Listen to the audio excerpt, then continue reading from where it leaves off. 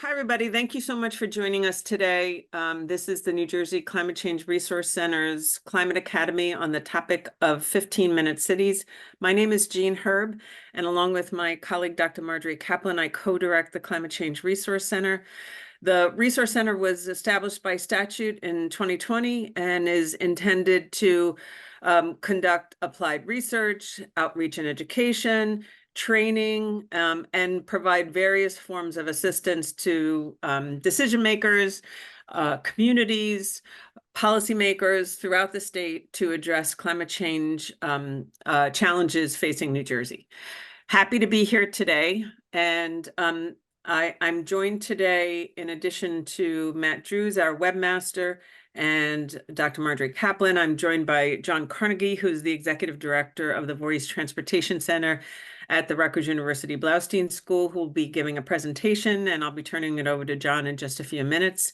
And then we're also joined by an esteemed panel of respondents, who includes Elizabeth Semple from the New Jersey chapter of the Nature Conservancy, Zoe Baldwin from the Regional Plan Association, and Alex Ambrose from New Jersey Policy Perspective. So thanks everybody for joining us. The schedule for today, as soon as I stop talking, is I will be handing it over to John Carnegie, who will give a presentation with slides that will give you an overview of the report that has been posted. And Marjorie will be putting in the chat the website where you can find the final report, along with an infographic that summarizes the highlights of the report. So I'll be turning it over to John. John's presentation will be about 30 minutes. What we'll do at that point is we'll just ask if there's any clarifying questions on the material that was presented. We'll just take 5 minutes for that. And then what we'll do is we'll turn it over to a conversation with our panelists for about 20-25 minutes. And then from there, we will turn it over to all of you. If you have questions or comments about the work that'll be presented here today, you'll be able to use the chat, and we'll be able to see your comments in the chat, and we'll be able to raise your questions. Marjorie will be monitoring the chat for that purpose. This webinar is being recorded, as well as the chat is being recorded. The recordings, along with the PowerPoint slides that you'll see today, will be up on the Climate Change Resource Center website, which Marjorie maybe can put back into the chat probably by midweek of next week. So you'll be able to see them there. I want to thank a number of organizations that have supported this work. This has really been a tremendously collaborative effort of partners as well as funders. This work originally emerged from the Transportation Work Group of the New Jersey Climate Change Alliance. And Marjorie, maybe you can put the website for the Alliance in the website into the chat as well. The Climate Change Alliance is a statewide network of organizations that work together to address climate change challenges here in New Jersey, and has been working for almost 15 years here in New Jersey. And we welcome your looking at some of the work that the Alliance has done over that period of time. Funding through the Energy Foundation and the Climate Change Alliance helped support this work, as well as funding from the New Jersey Climate Change Resource Center that's hosting today's webinar in partnership with our other sponsors. The Nature Conservancy and the New Jersey State Policy Lab has also supported this work, and we are tremendously grateful for their support. And finally, the Voorhees Transportation Center that John Carnegie is executive director of has also provided support for this work. So you can see that this is a highly collaborative effort. The outcomes of today's webinar, as well as the report and the infographics, can be found on several websites, the Climate Change Resource Center, but also the New Jersey State Policy Lab website, the Voorhees Transportation website, and the Climate Change Alliance website. So we want to make it really easy for you to find all these materials. So with that, Marjorie, am I missing anything? Think I'm good? Okay. So with that, I'm gonna turn it over to John Carnegie to walk through our presentation. And I think myself and Marjorie and our panelists will probably mute and come off camera to give John a little bit of space to give his presentation. Thanks, everybody. John? Great. Thank you, Jean. Thank you, everybody. So grateful for everyone being here to hear about this effort that's been a journey over the past couple of years and has evolved in, I think, a great direction. The title of the presentation is 15-Minute Neighborhoods as a pathway to creating healthier, more just, resilient, and sustainable communities in New Jersey. And that second part, that subheading, is what the project sort of started out as. I'll tell you in a minute about some project background, but in the conversation with the Climate Change Alliance, looking at how we can work towards decarbonizing the transportation sector while also achieving multiple other goals. So my presentation today is going to share a little bit of background and context. I will chat a bit about these 3 case studies that we did, summarize the findings from all of our research activities, which included a literature review, practice scan, stakeholder outreach to a number of counties and in a number of counties in New Jersey. 3 case studies, one in Newark, one in Cherry Hill, and one in Bridgeton. And then give you an overview of the final report and how we took the learning from those research activities and shaped them into statewide policy opportunities.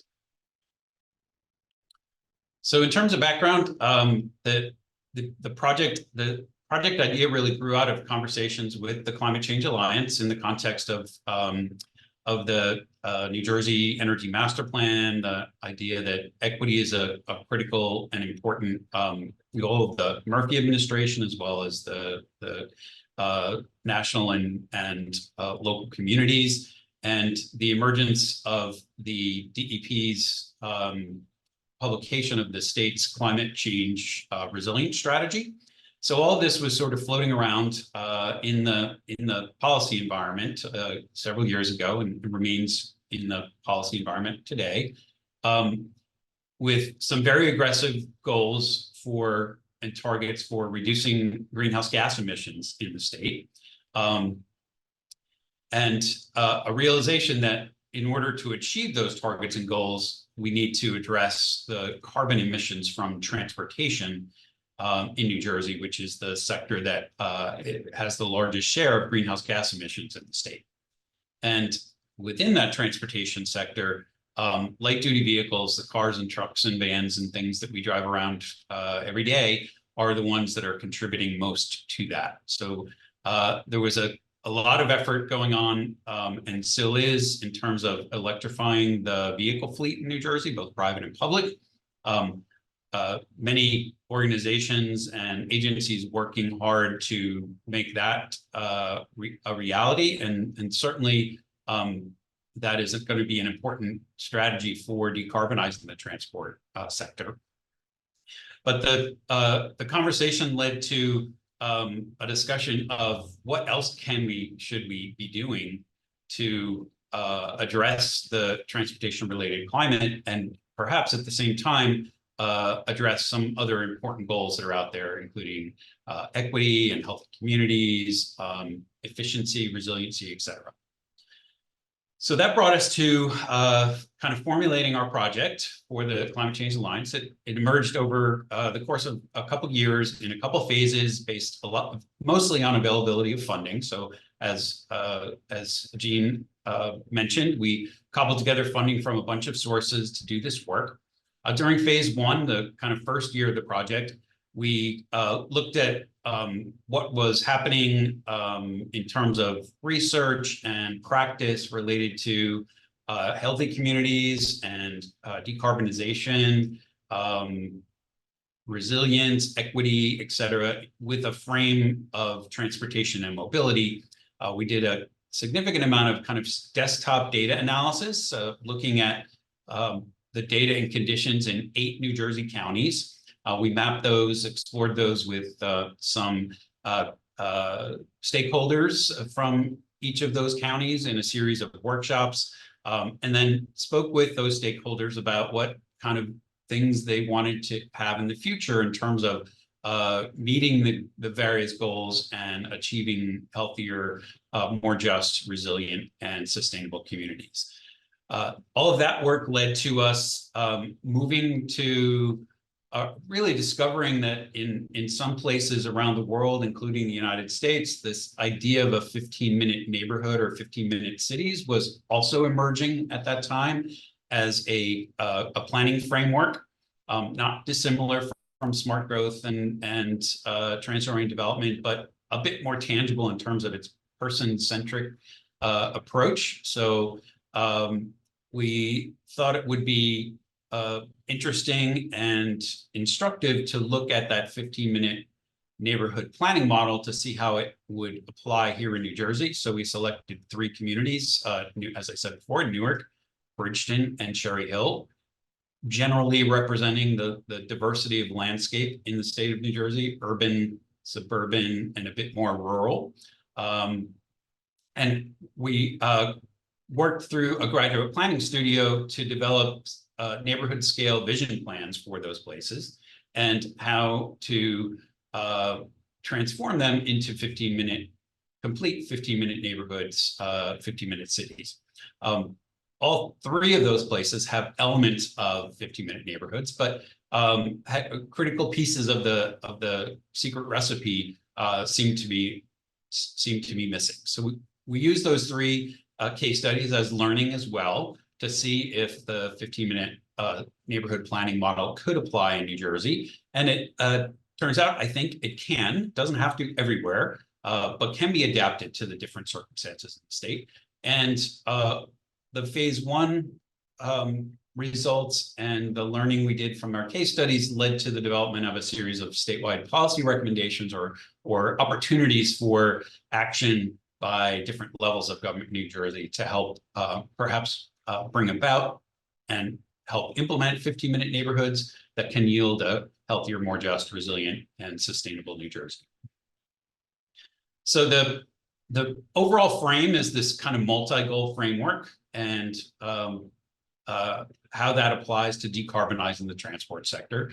So we did a significant amount of research in the first phase, just getting a sense of, what are other places doing? What are researchers saying about healthy communities, equity and justice, efficient transportation systems, resilient infrastructure in communities, and what strategies are different places using to decarbonize the transport sector. And as I said, the 15-minute neighborhood approach, or that planning framework, seems to be central to a number of jurisdictions' efforts to reduce carbon emissions, especially from transport.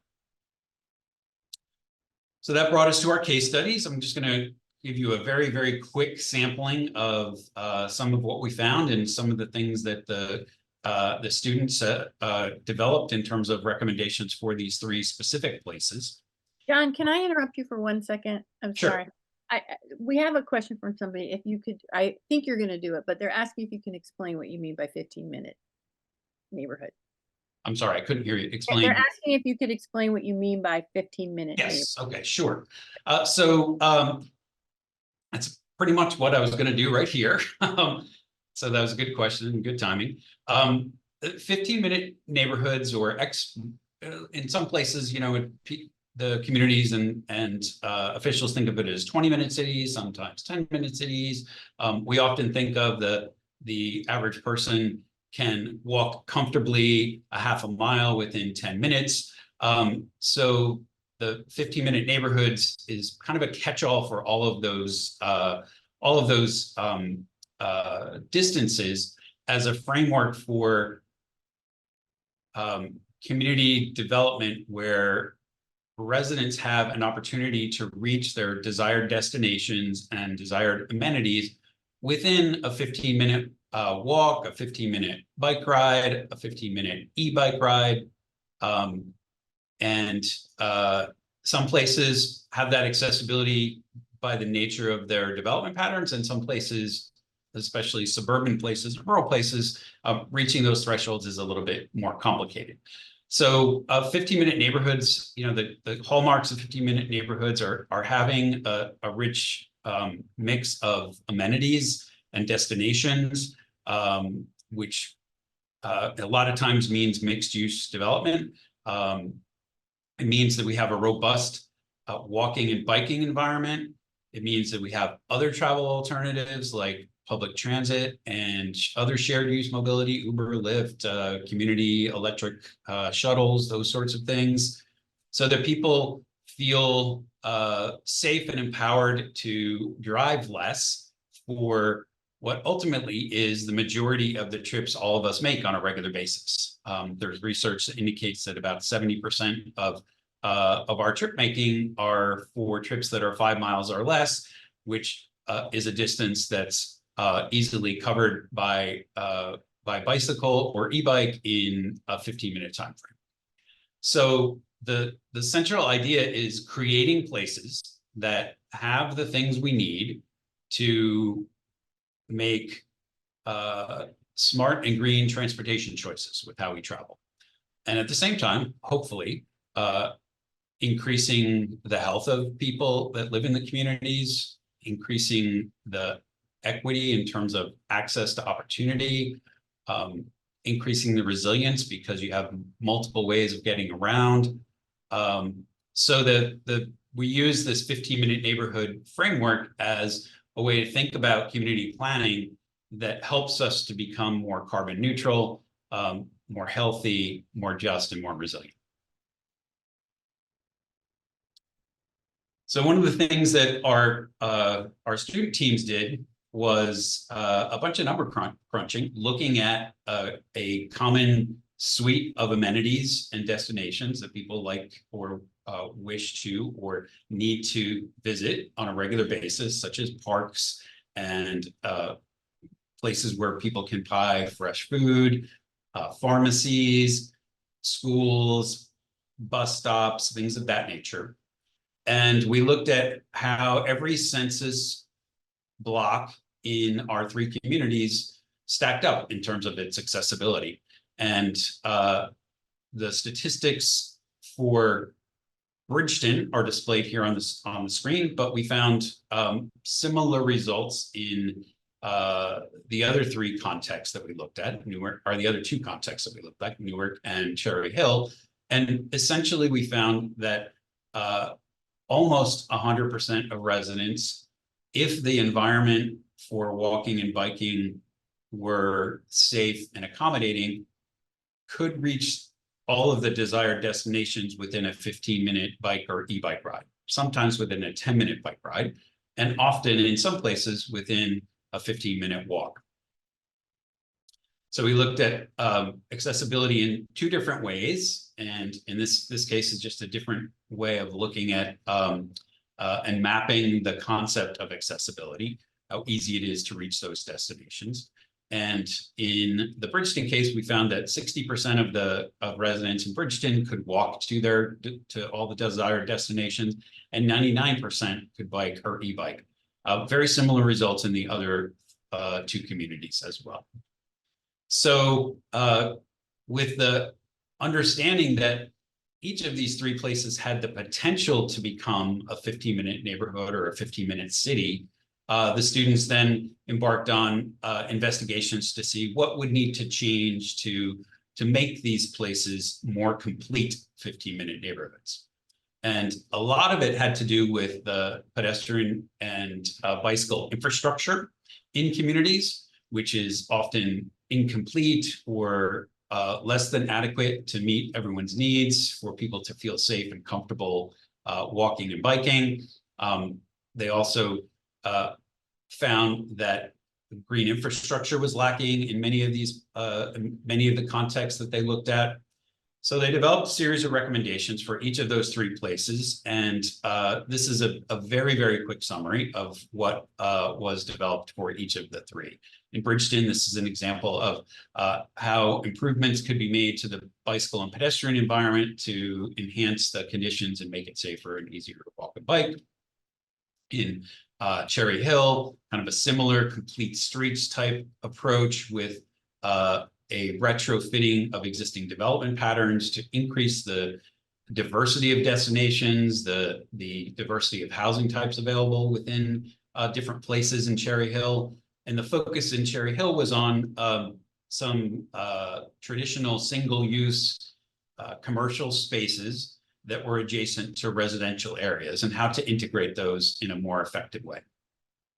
And then in Newark, the focus again had a lot to do with the pedestrian and bicycle environment. It had a bit to do about land use and placemaking, as well as green infrastructure and adding amenities that are desirable in any community, including 15-minute neighborhoods.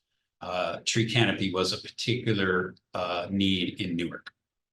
So those are just a couple of examples of the work and the detailed recommendations that we have for each of those 3 case studies. You can go to the final report to see things in more detail and where the needs and recommendations of the concept plans were overlapping and similar, and where they were a little bit different depending on the context. So now I'd like to just summarize the overall results of all of the research and work that we did. So the literature review, our practice scan, who's doing what, including cities in Europe and in the United States, Portland in particular, what our stakeholders had to say about desired future outcomes and the existing conditions that make those outcomes possible or less likely to come about, and our 3 case studies. So the summary of our findings includes that complete streets and active transportation really provide a pathway to improve safety, health, connectivity, and lower greenhouse gas emissions.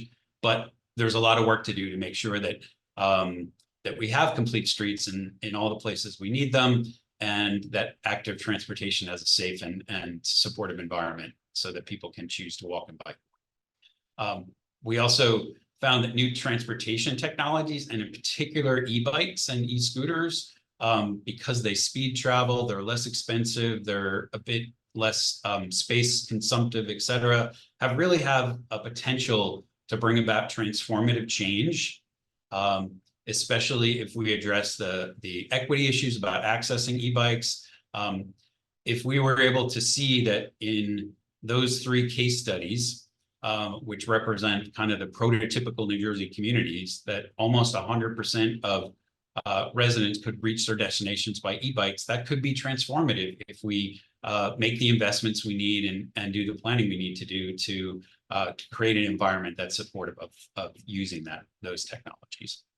Green infrastructure came up a number of times. The kind of greening of the spaces we create in our communities, the use of nature-based solutions as a way of addressing climate impacts and health impacts. In all 3 of our case studies, there were planning and zoning reforms needed to really facilitate the creation of complete 15-minute neighborhoods. So anything from the design and allocation of road space to the mix of uses and the permissiveness of different housing types that could be built in communities. So each of the 3 case studies had planning and zoning recommendations, and I think that's going to be true in every community, that while the foundation and the kind of bones of a 15-minute neighborhood are there, work needs to be done to allow 15-minute neighborhoods to emerge and flourish. Interestingly, something that came up as well was really the importance of placemaking and activity programming to make neighborhoods and places come alive, and to encourage the use of active transportation and foster active mobility and living, creating a sense of place and entertainment opportunities, recreation, economic activity, things like that. Certainly, the idea of needing better coordination and creative partnerships was true in the places that we looked at that are implementing 15-minute neighborhoods, as well as our case studies. So cooperation and coordination between jurisdictions, between levels of government, with the private sector. All of that's going to be needed as well to create healthier, more just, resilient, and sustainable New Jersey. So just a couple of examples. In Cherry Hill, the town would need to work with private landowners who are the owners and operators of commercial spaces that are reasonably successful now. So change, bringing about change in those places will require a partnership. In all three places, there were issues of jurisdiction of roads. So implementing complete streets on local roads and county roads and state roads all require the cooperation and coordination of different levels of government. And then finally, what really shined throughout the work is that details really do matter, and well-designed and maintained streets and sidewalks are essential for safe walking and biking, and the components of place are super important as well. So the way we design our setbacks and the relationship of transportation options to the built environment, how supportive the environment is of transit use and things like that. If we are expecting people to make different choices about how they travel, we need to think differently about how we're building our communities. So all of that, all of those findings led to us thinking about what the future might be in 2050. And we developed these sort of future-looking statements about what it would mean to have a healthier New Jersey, a more just New Jersey, a more resilient, a more sustainable New Jersey. And then how important and what it would look like to have effective governance that supports that vision. So I'm not going to read all these, but that's a sort of touchstone framework for what ultimately we identified as our planning and policy recommendations. And I'm just going to go through these. Oh, I should also say, I'm sorry. While we were doing this work, we were also inspired by, or at least I was inspired by the work that was behind the Christie Todd Whitman administration setting 1 million acres of open space target, and how in my career as a planner, I got to sort of watch that 1 million acres goal, which at the time people thought was, a bit overzealous, actually become a reality in the past 30 years. So one thing we wanted to do is sort of match that vision with some really aspirational targets as the North Star to guide the work. And the targets that we set were based on research and examples from around the country. And they focused on the need for green infrastructure, and the way we travel, and very mobility focused targets. So like Portland and many other locations that have implemented or are implementing 15-minute neighborhood strategies, they set a target of 75–80% of residents living within a complete neighborhood. And some of that will have to do, in order to make that happen, some neighborhoods will need investment in transportation, some will need investment in changes in land use, some will need investments in economic development to bring about all the components of a 15-minute city. And if the goal is to achieve 80% of residents living within that type of a neighborhood, then we can assess where we are today in those places and identify where investments and changes might be needed to achieve that goal. We also developed a very aggressive goal for significant investment in protected bicycle lanes, which research tells us is where people feel most comfortable and safe traveling by bicycle. So we looked at examples of who's doing a really robust job of bicycle and pedestrian planning and improvements, both in New Jersey and elsewhere. And it turned out that that in those places, about 5 to 15% of of the bicycle facilities in those plans are designated to be protected bicycle lanes or off-road multi-use trails or things like that. And if you actually apply that kind of 10 to 15% threshold to the number of centerline miles of all jurisdictional roadways in New Jersey, you end up with up to 10,000 miles of new bike lanes, which would be 15% of the centerline miles around the state. We had, in recognition of the potentially transformative nature of e-bikes, we set a goal of expanding the uptake of e-bikes to be about 1.5 million households in New Jersey, 50,000 of which would be low-income households receiving a 50% subsidy to address the initial costs of purchasing an e-bike.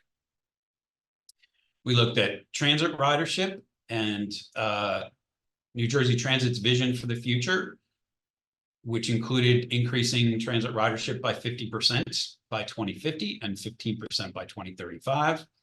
Lots of investment and changes needed to make that a reality. And New Jersey Transit is taking steps to do that with their capital plan and their strategic plan. Access to high frequency transit, also consistent with NJ Transit's vision plan. We included a target for reducing vehicle miles traveled in New Jersey. So as many of you know, vehicle miles traveled during the pandemic went down dramatically because the amount of activity that we were doing required much, much less driving for many New Jersey residents. But as I mentioned before, about 70% of our trips are for non-work trips. And while the pandemic kind of hybrid work setup has remained post-pandemic, VMT continues to climb back towards where it was pre-pandemic. And a lot of that is sort of non-work related trips. So we looked at how many trips we make, what it would take to reduce that VMT, and what other states that have set targets were setting as their goal. And we suggest that a 30% reduction by 2035, which is very aggressive, understood, and a 50% reduction by 2050 could be something that would be possible if we are successful in making the investments needed into 15-minute neighborhoods.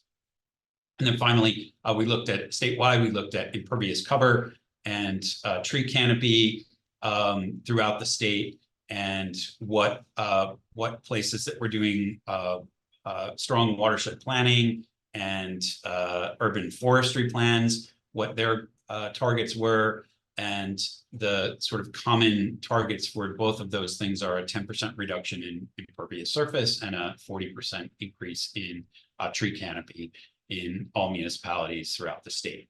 And the rationale and description of those is included also in the final report. So if you want more detail, those are included there. So with those as our targets, we developed a series of planning and policy opportunities, suggestions for what actions could be taken at the municipal, the county, the regional, the statewide level. And I'm just going to go through these briefly with you, but there's a significant amount of more detail in the reports with lots of ideas about what it might take to do the things that are listed here in the 10 policy opportunities that we identified. So the first one is really embracing a 15-minute neighborhood planning model. We recommend from the sort of state level and the adoption of this concept in the state plan the state planning process that's being undertaken right now, all the way down to municipal county plans and neighborhood and corridor plans. The 15-minute neighborhood planning model has the potential to be transformative. It is consistent with many of the goals and recommendations that already exist in most of our plans. But the unique aspect of 15-minute neighborhood planning, I think, is its relationship to being person-centric and being relatable on a human scale. The second was developing and implementing a statewide VMT reduction strategy. And I'd like to actually give a shout out to New Jersey Future. I'm part of, lucky enough to be part of a VMT reduction kind of working group that New Jersey Future has been spearheading for some time. And through that process, we were able to develop a series of policies that we think can help reduce VMT in the state as a central focus of future mobility planning. So there's a number of actions in there, including legislative suggestions, things that the Department of Transportation can do, things that we could do at the local level in terms of when we're approving developments, considering what the VMT implications are. Policy opportunity number 3 is doubling down or tripling down or quadrupling down on encouraging active transportation and expanding the availability of micro mobility options. We do have e-bikes and e-scooters in many communities in New Jersey, but there are plenty more opportunities where they might make sense, especially in the context of which I'll tell you, mention a little bit later, this idea of creating mobility corridors and mobility hubs, which are explained in the report. And significant investment that's possible in pedestrian or bicycle infrastructure through the monies coming down from the federal government and the infrastructure bill. Policy opportunity 4 is creating a first in the nation network of protected bicycle lanes. I described this a little bit before in terms of the target. This would create the opportunity for both facilitating local trips in a safe and efficient manner, but also regional trips between places in a way that many people do not travel now via bicycle because the infrastructure we have isn't adequate to support that. Number 5 was creating a statewide e-bike incentive program. Our suggestion was to do this on a statewide basis. And I know that there have been bills proposed to create such a program, but these incentive programs can be implemented and are being implemented around the country at the local level as well. We did a little mini test through some resources available through the Climate Change Resource Center down in Bridgeton after the studio, and subsidized 90% of the purchase of 15 e-bikes to communities or to low-income residents in Bridgeton. And we're in the process of right now collecting some data on how they've been using those e-bikes. So there are lots of examples and lots of resources around the country where local jurisdictions, municipalities, counties, metropolitan planning organizations have implemented these incentive programs, as well as a litany of statewide programs that have been implemented as well.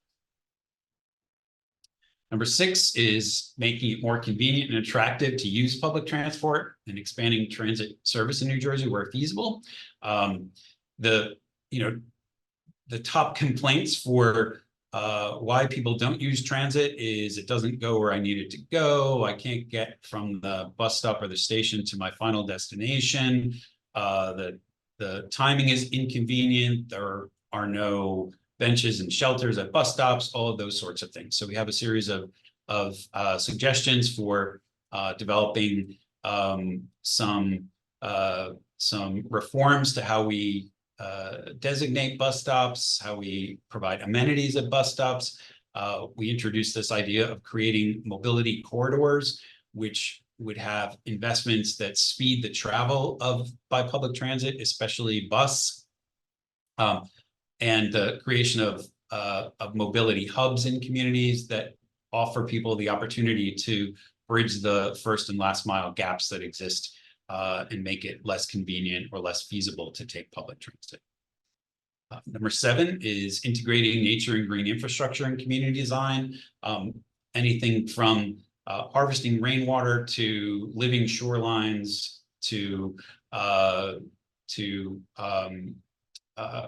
creating the infrastructure needed to absorb stormwater and improve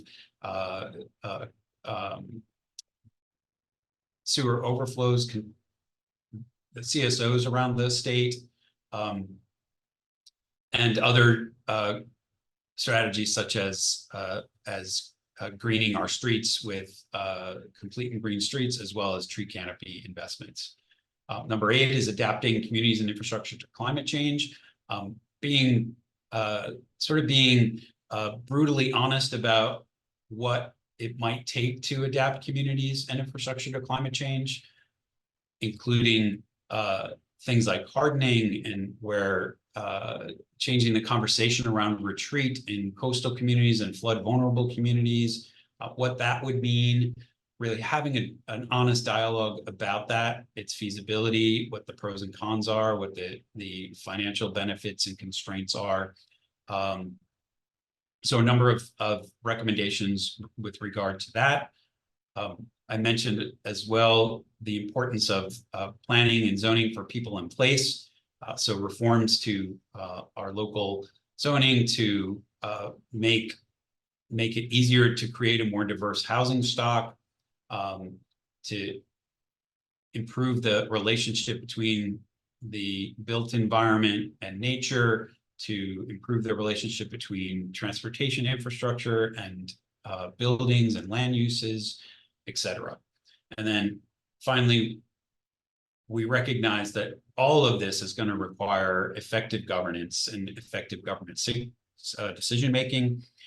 So we talk a bit about horizontal and vertical integration of decision-making, and some opportunities that we have in New Jersey to ensure planning consistency and foster cooperation across jurisdictional boundaries and between different levels of government. And with that, I encourage you all to hopefully download the report, look at the infographics, start a discussion in your communities with your colleagues about 15-minute neighborhoods and what everyone might do, from individual choices to decisions at the municipal and county level to perhaps statewide policy interventions that can help bring about a healthier, more just, resilient, and sustainable New Jersey through a 15-minute neighborhood lens. Thank you, John. That was tremendous. That is an incredible amount of information. So what I'd like to do is to take 5 minutes only, and just see if there's any kind of technical clarifying questions about the information that you heard and saw on the slides. And I'll just, if you do, you could put them in the chat, and we'll just take 5 minutes for those questions, and then we'll start to have our panel discussion. Marjorie, are there any? Yeah, there's a bunch of them, so I'll just go quickly because there's a lot. Okay. And I'll just talk about sort of more the clarifying things. So John, well, first of all, healthy discussion. One first person appreciated the opportunity to read the report ahead. So asked about the carbon neutral goal. Could you expound on emissions of all kind? Well, that's not a tech. Let's put that to later. All right, we can put that to later. Didn't see jobs mentioned among amenities. Was that missed? Were they included? Yeah, so just a word about jobs in 15-minute neighborhoods. While some people will have an opportunity to work within a 15-minute neighborhood, especially at sort of retail and restaurants and entertainment venues and things like that, the expectation is not that everybody will work in the same 15-minute neighborhood, and that's okay. It's more appropriate in many circumstances to have concentrations of employment in cities like Newark and other kind of industrial hubs and things of that nature. Better connecting those places is an important piece, but the expectation of a 15-minute neighborhood is not that everybody will work in those places. It's more about the things other than getting to and from work that we all make trips for, to make those more convenient and more likely that we can do them by walking and biking. Got it. I see some people in the chat answering each other's questions. So, right. So on the slides with the targets, John, you had a couple of ones that were not in the table that showed 2035 and 2050. So were the ones that were not in the table, were those all 2050 targets? That was generally the truth, yes. Yes, and then another person is asking if the goals were developed based on the visioning activities. And they were, both the vision statements and the targets all had a relationship to the input we got from the stakeholders, as well as the kind of community visioning that we did with the 3 case studies. Okay, and then on policy number 4, where you talked about the first in the nation statewide network. Yeah. Was there a vision for mapping this kind of network? What options there could have been or not been? So we have some suggestions in the report actually about how that might be, how we might bring that about. But the important thing to think about, and what we were trying to stress, is that we do bicycle and pedestrian planning largely now on a local level, local and county level, which sometimes leads to kind of disjointed infrastructure and investments that are uneven, which is not beneficial to the walking and biking public. So an effort to coordinate that more in a nested way that especially allowed for consistency in reaching between regional destinations from a community to the next community, things like that. We also recognize that many communities lack the resources they need, both planning and engineering and financial resources they need to do that kind of work. So we suggest that there is a role perhaps for the Department of Transportation to create a resource that would allow for the planning and engineering work to be done, so that we can use infrastructure capital monies to make the investments we need. Marge, any more like specific technical? Okay. Most of them are things that we can talk about after that. All right, so let's turn it over to our panel discussion. Before we do that, I just want to comment. I see from many of the names who are familiar names here on in our participant list, that what's so exciting about this topic, John, what I've noticed is that we've got people from the public health community, from the transportation community, from environment, from planning and public policy, and people who work on climate change. So that's really, really exciting that this is kind of a coming together of all those different sectors. Okay, so let's get started on our panel discussion. So again, we have 3 terrific panelists: Alex Ambrose from New Jersey Policy Perspective, Zoe Baldwin from the Regional Plan Association, and Liz Semple from the New Jersey chapter of the Nature Conservancy.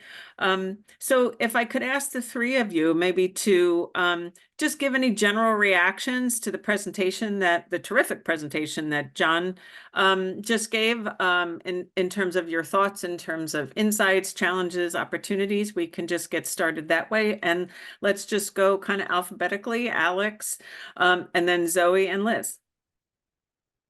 Great. Thank you, Jean. And once again, congratulations on this amazing report, especially to all of the students. As a student myself, I know that students often don't get the credit that they need. So congratulations to them as well. So as Jean said, my name is Alex Ambrose. I am with New Jersey Policy Perspective, and I work on transportation and climate. So for those of you who don't know, New Jersey Policy Perspective is newer to the field of climate and transportation. We are a nonprofit think tank. We call ourselves a think and do tank. We do data-driven research and strategic communications to advocate for social, racial, and economic justice at the state level. So a lot of this stuff falls under my purview, and I'm really excited to be here today to talk about it. So one of the first things that jumped out at me, and it often does when we're talking about 15-minute cities and planning and development, is that, and John kind of alluded to this, these kinds of policies not only reduce greenhouse gas emissions, reduce air pollution, they also have incredible co-benefits to help achieve racial equity, socioeconomic equity, and accessibility. Because I was following along with the amazing discussion in the chat, and one of the definitions of a 15-minute neighborhood is not just that you can walk to a destination, but that you can get there safely, that there are benches for people to sit on, that there are trees to keep you cool, that there's safe bike walk infrastructure, that the streets are designed not just to make sure cars can efficiently get where they need to go, but that prioritizes bike and walk safety. Because yes, you in New Jersey, especially, you can live within within a half mile of a grocery store, but that does not mean you can get there safely. I have lived in many places where that is the case. And as far as people, I saw someone say, a lot of people go elsewhere to work other than their neighborhoods. I remember a quote that said, if the person working at your coffee shop needs to commute a half hour to get there, you don't live in a neighborhood, you live in an amusement park. And I think that's a really good point, that we also need to make sure that people can afford to live in these neighborhoods. So I think prioritizing affordable housing is also important. I would also be remiss if I did not say NJPP is primarily a budget organization, and it is obvious that all of these things need funding. And one of the ongoing questions, there's no right answer, is how do we fund these initiatives in a way that's equitable, that doesn't overly burden the people who are already suffering from this kind of development pattern. Right now, one way is the unprecedented amount of federal funds that are coming in through the bipartisan infrastructure law and the Inflation Reduction Act. And but when you get that money, you need a strategy, because right now what we're seeing, and RPA has done amazing research on this, is that money has largely been spent on expanding highways, which is basically the opposite of a lot of the goals in this program, and will increase greenhouse gas emissions. And finally, I just want to say that what gives me hope about achieving these goals is something that doesn't give a lot of people hope. It's the fact that New Jersey is a home rule state. And that means that local governments and municipalities have a lot of power. A whole bunch of people in the chat were mentioning master plans, planning and zoning boards. Because that also means that citizens who are interested in implementing this have so much power, because local government, there's not a lot of people that show up and advocate for these things for their local government. And local government tends to be more accessible than, say, the federal government or the state governments.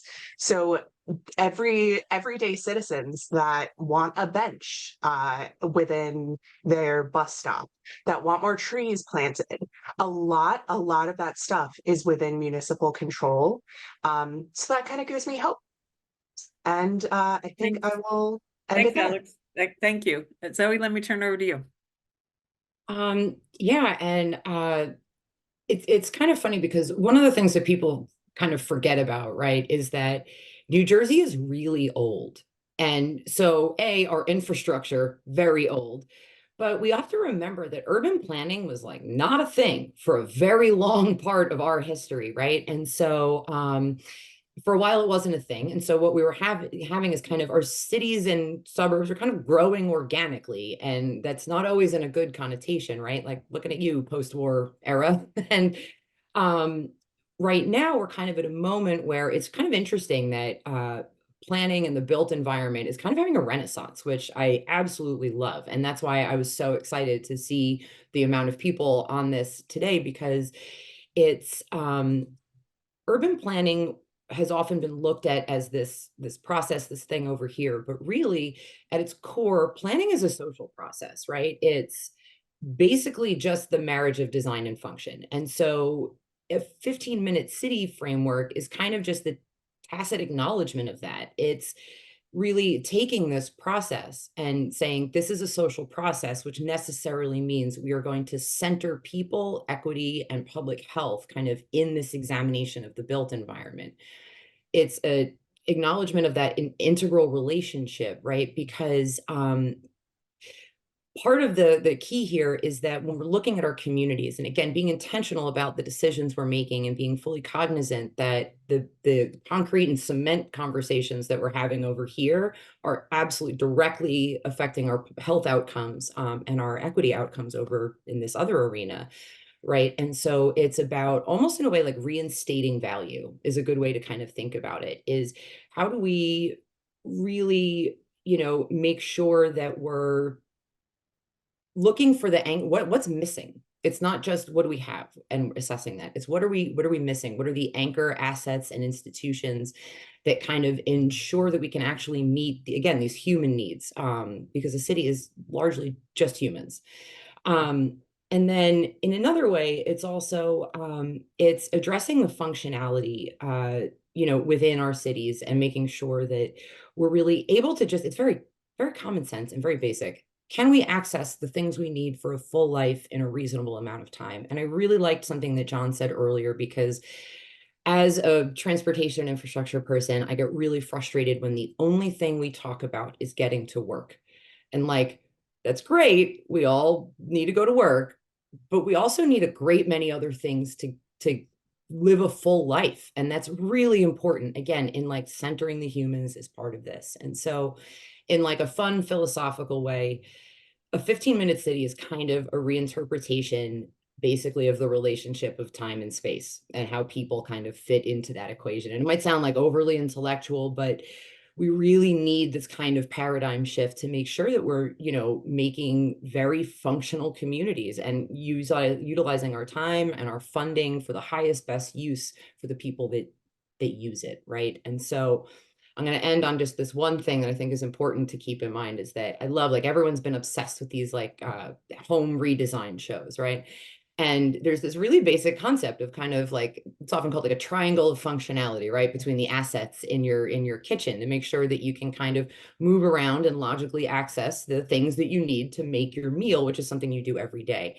And I think it's only rational to take that very obvious logic and then apply it to our cities, because these are the structures that either hem us in or bring us together. And that's fundamentally what keeps us together, kind of as a city or as a community and a culture. And so last thing I'll do is just reiterate what Alex Ambrose said, is that a huge part of this is actually funding. And right now there is a knockdown drag out fight going on in this budget for NJ Transit funding.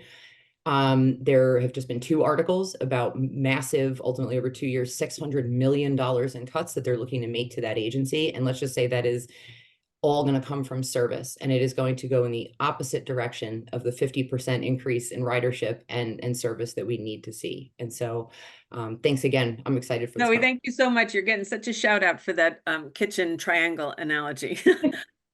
So do you want to take 1 minute and explain to everyone what the Regional Plan Association is? Oh, I'm so sorry. So Regional Plan Association is, we're a 100-year-old nonprofit that basically, we joke, Regional Plan Association, also RPA, research, policy, and advocacy. And so basically, we do those 3 things to make sure that our built environment is also addressing climate change, promoting inclusive growth, and expanding mobility.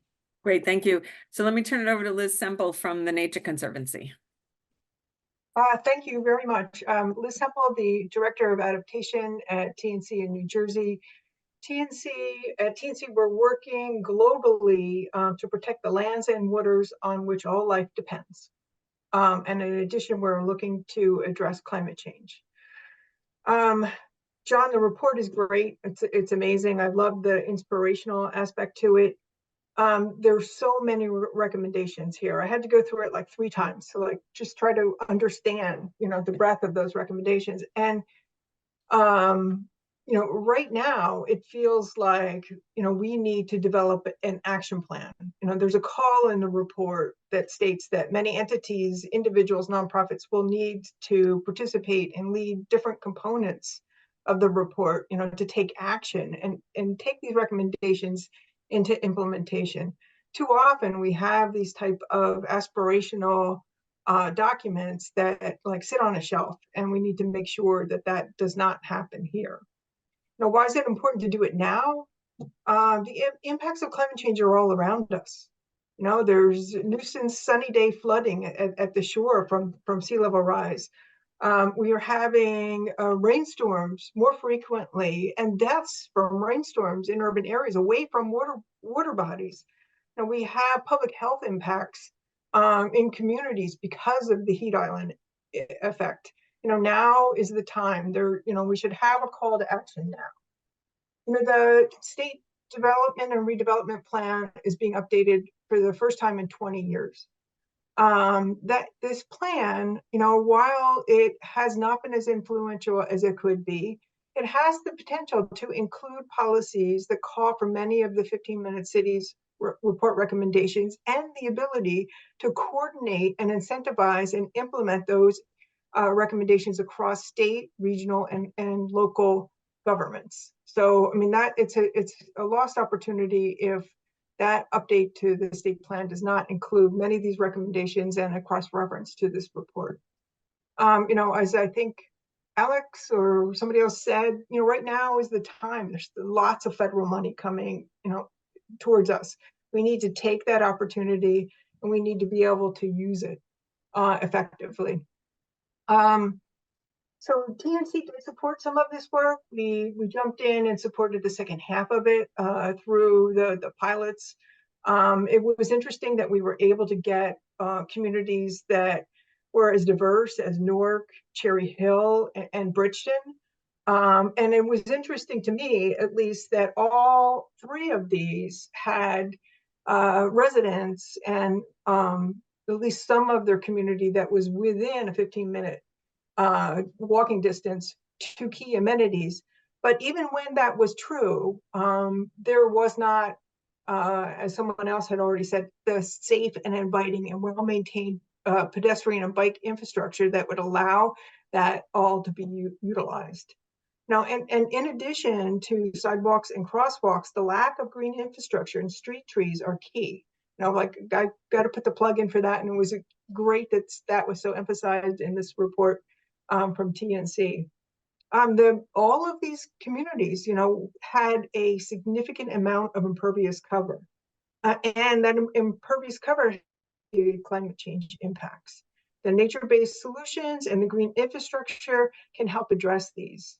You know, all of the goals and targets are bold and valid, but TNC particularly supports the VMT goal, the VMT reduction goal, the impervious cover reduction goal, and the tree canopy goal. I have to say that we're working in the cities of Newark and Patterson, and they are nowhere near the 40% canopy cover goal. Currently, the city of Newark has a 25% canopy cover goal to achieve that by 2035. Right now, they have less than 15%. So it's a big lift just to get to the 25%. Patterson, based on current work from Rowan, has only a 9% canopy cover. You know, VMT is so important as a reduction, as a way to build co-benefits around one strategy. Now, in my mind, like when I worked at DEP a long time ago with Marjorie and Jean, and we came up with VMT reduction strategies that were going to solve like 100 different types of problems. So, you know, the VMT reduction strategy is important. And, you know, transportation is the largest carbon emitting sector in the state. So definitely need to do something about that. I'm interested to see some research that shows what is in the residential site improvement standards that is inconsistent with implementing that. Now, are the residential site improvement standards consistent with the complete streets policies and program at DOT? You know, and like, what are those tweaks? You know, maybe it's tweaks, maybe it's not something huge that we could address to, you know, do something constructive. At the very end of the report, John, you call out that the state has been working, you know, with many regions and communities on developing resilience plans through the state's climate resilience strategy and Resilient NJ. But, you know, there's no stable source of funding for that work. It's been funded through competitive federal grants and like one-offs. So, there needs to be a stable source of funding to do resilience planning. So communities can identify projects and activities and plans that fit within that municipal master plan zoning ordinance framework that coordinate to come out with the type of co-benefits that are called for, or that are the aim of this type of framework and philosophy. So thanks, that's what I have for you today. Thanks. And you guys actually preempted a couple of the questions that I was going to ask. So thanks very much. I guess I just kind of wonder, and John, you're welcome to chime in here too, is so 15-minute cities sounds like a great idea. If it's such a great idea, how come we haven't made bigger strides here in New Jersey to advance this concept? Anyone want to take that on? Zoe, I see you're off mute. Do you want to respond? Yeah, I was giving room for others too. Okay, go for it. I think most people in the room know that have heard the term NIMBY, or my other favorite, bananas, build almost nothing anywhere near anyone. And that's a huge part of it, right? That's a real term, by the way, those of you who've gone to planning school, right? These are real things. And I think something that I like to think about a lot is like a colleague always says, like, always realize that you're bringing facts to the feelings fight. And so a lot of the pushback to things like this are kind of visceral responses to change. And so I think something that's important is, like, if you took like a messaging class, like messaging 101, start with a vision. Don't start with a problem or a one piece of it. Say, this is what we want our community to look like, and these are the benefits it would bring to you. Here's a roadmap. And that's kind of like, so that's where this framework actually is kind of interesting, like, because it does, if the framework, it provides you the tools to relay that vision. And I think some of those local pressures and fear of change can be really intimidating for a lot of people, among other things. Thanks. Does anyone else want to respond to that question? I mean, Yeah, it's true. Oh, go ahead, Alex. Go ahead. I just want to. All right, Alex, you go. I'll go and then I'll pass it to Liz. Thanks. Someone in the chat also brought up funding. Obviously that is a big issue. I also want to piggyback on what Zoe said about a vision. I think it's clear that we have been catering to cars for so long, and a lot of that is because of the massive amount of lobbying and funding that the fossil fuel companies have. They convince our politicians to build more roads. But there's also still a culture around cars, especially in New Jersey, that cars are. I saw someone in chat say there's still a culture that cars are the ultimate freedom. But there's still this concept of, if you build it, they will come. And that goes on both ways. If you build more roads, if you expand highways, if you add more lanes, you will end up with more cars. But if you instead build better bike ped infrastructure, if you build more bus stations, if you invest more in public transit, you will get more people in public transit. So it also depends on where the priorities lie. Thanks. Go ahead, Liz. One of the pilot communities, one of the vulnerabilities was a local lack of wanting change. And I think that is, something that needs to be addressed with education and some publicity for what these types of frameworks can actually do in a positive way for communities. Thanks. I see in the chat that there's a question about opportunities for training for planning board members. Please know that the Climate Change Resource Center is actually now currently working with the New Jersey Planning Officials Organization and will soon be offering some lunch and learn trainings for planning board members. I'm a member of my own planning board too, so we saw there was a real need there. So I guess I'm kind of wondering if folks could respond to this question. John, you're welcome to respond too. And the report outlines some goals and recommendations, but I guess what I'm kind of wondering is, what change do you think New Jersey needs to make in, say, the next 12 months, so a very specific period of time, to try to advance some of these concepts of 15-minute cities? John, do you want to maybe start us off? Yeah, I mean, I see, so there are opportunities identified throughout the recommendation section, right? I think that the state plan process is ongoing in the next 12 months, as well as the next round of affordable housing fair share plans. Both could utilize a framework of accessibility in terms of place and destinations to help sort of start the conversation and hopefully ingrain the conversation about integrating this idea of ensuring that we can get where we can get to things that we need within a 15-minute walk or bike, especially for low-income housing. And if we integrate that lens, then it becomes much more clear what investments need to be made, what other policies and planning decisions need to change to help bring that about. So I think just integrating the framework, the accessibility analysis isn't really rocket science. It requires, a little bit of effort, but with geographic information system software, it's a relatively straightforward thing to do. So you could actually know how every census block in the state could have an accessibility score. And if we focused our affordable housing in those places that have higher level of accessibility, I think you would ultimately end up with more equitable outcomes for low-income residents. You could use the frame in the state planning context to think about center-based growth and redevelopment, and somebody in the chat said New Jersey's built out.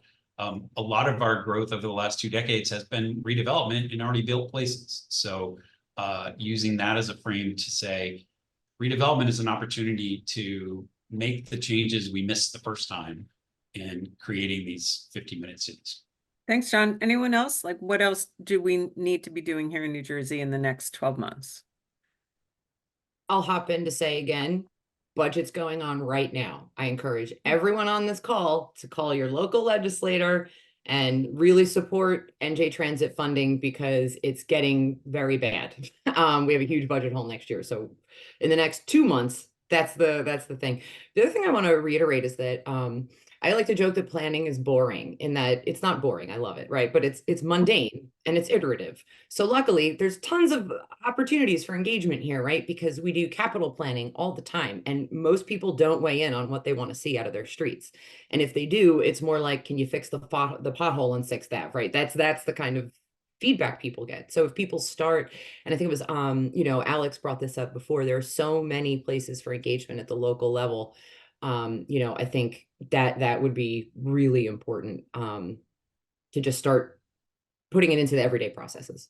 Thanks so much, Zoe. Alex or Liz, do you want to jump in this or pass?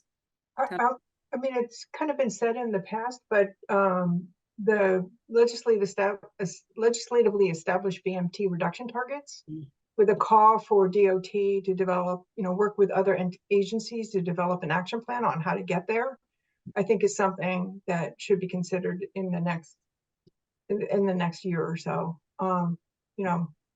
Great. These are very specific ideas. Thanks. Alex, you want to add to this? Yeah, I think one that John alluded to, and I'm seeing it come up in the chat also, is I think I've heard this from Liz before and many other environmental groups, that water doesn't know municipal boundaries. And it's the same thing with air pollution. It's the same thing even with traveling. For me, to get to public transportation, I live in Highland Park. I need to go to New Brunswick. And there is not a continuous protected bike lane from where I live to New Brunswick. Yes, there is a bike lane, but if you don't have a continuous protected bike lane, you don't have a bike lane, in my opinion. So we really need a whole of government approach. We need regional plan association, but we need municipalities to work together. We need our state agencies to work together. And we really haven't been seeing that. I think especially at the state level, seeing the DOT work with our Department of Transportation, work with the Board of Public Utilities, work with Department of Environmental Protection on things like green infrastructure, on installing solar panels, things like that. We're going to need all governments to work together to achieve these goals. Yeah, Thanks. and if I could add one more thing that I think Sure. Liz actually mentioned before that's actually super important is, again, like a lot of these changes are very mundane and very small. And so looking at things like the RSIS, these are critical. What are our building codes? Zoe, can you just say what RSIS is? Oh, sorry, the residential site improvement standards, right? So we have this like framework of regulations that like, govern all of this. And so, I watched a video recently about one of the reasons that we get these like kind of huge developments and rarely get like higher impact skinnier developments is because of a simple rule about having 2 staircases. And that makes it functionally difficult to build those kind of compact, taller housing units that we get in Europe, right? And so looking through those things, I think is going to be critical as well. Thanks, everybody. That's great. Marjorie, how about if I turn it to you for just a couple questions, maybe from the chat? I think you probably only have time for a couple. Yeah, I was just gonna get at things that haven't been talked about. So, Okay. and then there's a clarification. Oh, I John, actually- you want to say I something? actually saw one in the chat that I'd like to address. It was Okay, go for it. Somebody brought up BPOC communities and 15-minute neighborhoods. And that actually was a pretty robust conversation when we were exploring this idea, especially with national leaders, and the idea that that 50-minute cities and neighborhoods, just like transit-oriented development and other strategies that are aimed at improving conditions in neighborhoods in a variety of ways, always have the potential to gentrify those places and create situations where we're displacing existing populations, things like that. So we have in the report a discussion of the importance of intentionality when pursuing this, so that that equity in 15-minute neighborhoods likely won't happen by itself unless you take very intentional steps to ensure that equity is a strong consideration in how 15-minute neighborhoods are implemented.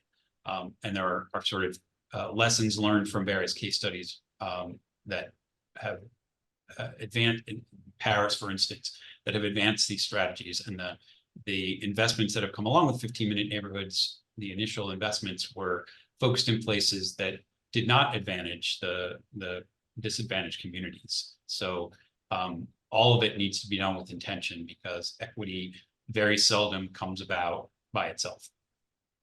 Thanks, John. Marge, other questions you want to bring up? Yeah. So John, somebody asked, you mentioned Portland. Is that Maine or Oregon? Oregon. Okay. Did you do any kind of analysis that talked about how many cities we have in New Jersey that can convert to a 15-minute city? So we did not do an analysis, I would say. However, I think that the reality is with planning and investment, many neighborhoods in almost any setting in New Jersey could become 15-minute neighborhoods. That doesn't mean that every place needs to become a 15-minute neighborhood, and that every square inch of every town, is retrofitted in that way. The city of Portland has sort of carved up their entire jurisdiction into 15-minute neighborhood boundaries, and then they use that framework to decide how much of a complete 15-minute neighborhood these places already are, and what kind of investments need to be made in those particular places to bring about 15-minute neighborhoods in other places. So I think that the model itself can be applied sort of municipal-wide, need not necessarily be applied municipal-wide. There is a thread of thinking in the urban planning world where one thing to do is to identify 15-minute neighborhoods that that exist or you wish to bring about, and then make sure those neighborhoods are well connected to other 15-minute neighborhoods. So you don't have to have all of Cherry Hill being a 15-minute neighborhood, but you could certainly have some parts of Cherry Hill having the characteristics of a complete 15-minute neighborhood. Thanks. Got it.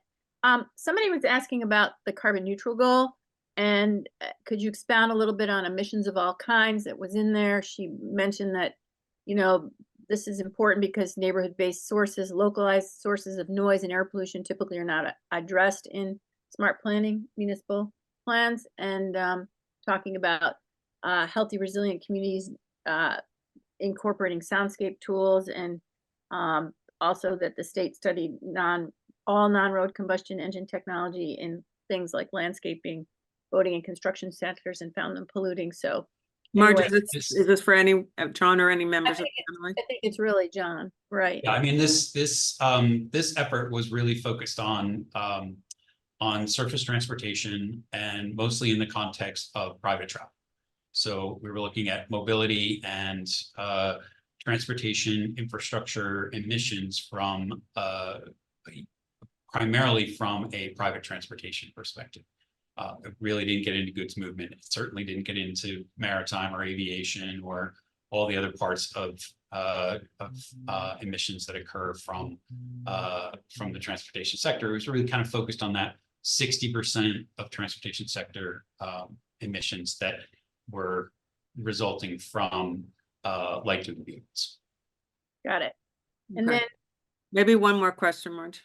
oh, okay. So I think this is more like a behavior question, right? And I think maybe you can all address it. So how to change people's mindsets is needed to encourage people to walk or bike or find some other alternative over getting into a car. Mhm. Make it easy. People are like water. They're gonna take the easiest route, right? And it used to be really easy to take a bus somewhere, and now it's very hard. And so it's I think really just looking at it. I saw this great screenshot online where somebody took like a Google Maps, directions thing, and taking the train in Europe from one place to the other was, let's say, an hour, and driving was 3. Make the decision really easy. Yeah, I agree. Thank you to someone in the chat who actually named the concept that I was talking about, induced demand, which is the concept of if you build it, they will come. So, like I said, for me, I live in Highland Park, which I think a lot of people would consider a very walkable community, and yet we don't have a grocery store. We have one that's coming soon, but we don't have a grocery store within our town. We have a few bus stops. But again, the buses don't run very frequently. There's not visible schedules posted at the bus stops. It's very inaccessible. And like I said, if I have to I usually go to the New Brunswick train station when I take the train. I have to drive because there's really not a very safe way to get there. So like Zoe said, you need to make it easy. We also, let's be real, we need to make public transit sexy again. And I think there is a culture, especially around younger generations, that are kind of like romanticizing public transit, which I think is really cool, because we need that culture shift. Like I said, Zoe talked about a vision. We need this mindset away from cars are the coolest thing. We need new technology. We need, new technology is going to save us. We really don't need new technology. We have the technology. We have buses. We have trains. We just need them to be prioritized and to fully fund it. And no, there is no more Stop and Shop in Highland Park. Someone asked that. And that was Dan Clark. Anyone else? Just green infrastructure and canopy cover. I mean, if you're going to make it attractive for people to walk and bike, it needs to be cool, it needs to be clean, the air needs to be cleaner, so I think that's an important component. Great, thank you. Controlling those smaller storms with the, small green stormwater infrastructure. Thanks. Thank you. So we've only got like 3 minutes left. So what I'd like to do is to ask each of you, John, you included, maybe John, if you want to start, just to give your kind of farewell, take home, 1-sentence message that if folks leave this webinar with anything, they'll leave with your one statement. John? I would say that if we are truly interested in creating a healthier, more just, resilient, and sustainable New Jersey, that business as usual, it's not going to cut it, right? So if our goal is to become a different kind of New Jersey, then transformational change is going to be required. What we tried to do in the report is to kind of point in that direction, but it's really going to take leadership and commitment to change at all levels, from individual up to state government, to create a different future for the state than where we are today. Thanks. Alex? Yeah, so because I work on the state level, I just want to talk about a few state level policy priorities that would affect this. Zoe, once again, I'm going to shout out NJ Transit funding. #1 priority for the next 2 months. Getting that over the finish line is going to be huge. There's also a bad e-bike bill that has been moving in the state legislature that would essentially criminalize people who have e-bikes and don't register them or have insurance, which the insurance does not exist. Also, there's highway expansions going on in New Jersey that would increase greenhouse gas emissions and air pollutions in environmental justice communities. There's concerns about Access Link, which is how New Jersey Transit helps people with disabilities move around the state, concerns with privatization of that. There's a lot going on at the state level that would affect a lot of these goals. So paying attention, following the groups on this call, any other advocacy groups. I saw someone mention Sustainable Jersey. We have New Jersey Future here. Following those groups and taking action when they send out that priorities are moving forward is a huge deal and really helps achieve these goals. Great. Zoe? Yeah, so thanks again for putting this on. And I do want to give a very quick shout out to, speaking of the fantastic interns that worked on this, a former RPA intern, Sophia Pereira, worked on this, and we were so excited. She now works for the city of Jersey City. And so turning out some great public servants out there. So thank you guys for that component, because that is part of this, right? But I really think that we need to think about this really, again, this is just logical. This isn't political. There's an inequity of time. If you have to take a half a day off to go to a doctor's appointment, that's a problem. If you have to pay for childcare for that long, that's a problem. So we need to talk about this again. That's why I use that kitchen analogy. Let's talk about this in really functional ways. When we go to Europe, we love that we can walk around and have this great experience. And then we come home and we're like, get in your car, and we need to really, kind of take that and just, again, to reiterate the importance of actually not just doing comments online and participating in amazing seminars like this, but also go to your local planning board meeting, weigh in and say what you want to see in your streets. Like, do we have protected bike lanes? Probably not. So let's go, so thanks again. This is fantastic. Liz, you want to bring us home? Yeah, sure. Monday's Earth Day. And when it comes around, I always think it's a call for action. And so I think this report has so many good recommendations. I think we need to get a group together to try to figure out, who can implement which piece of it, or at least push or advocate for which piece of it, so that, we can keep the ideas moving forward. Thank you. Thanks. That's a great wrap up, Liz.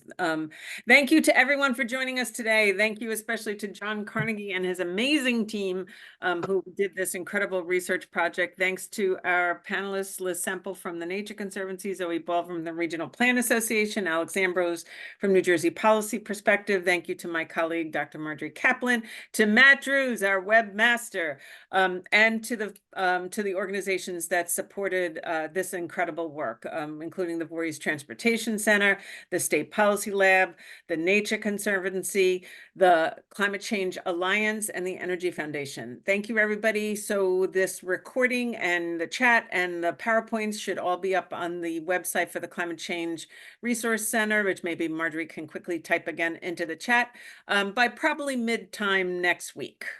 Thanks, everybody. Have a great day and a fun weekend. Happy Earth Day. Thank you.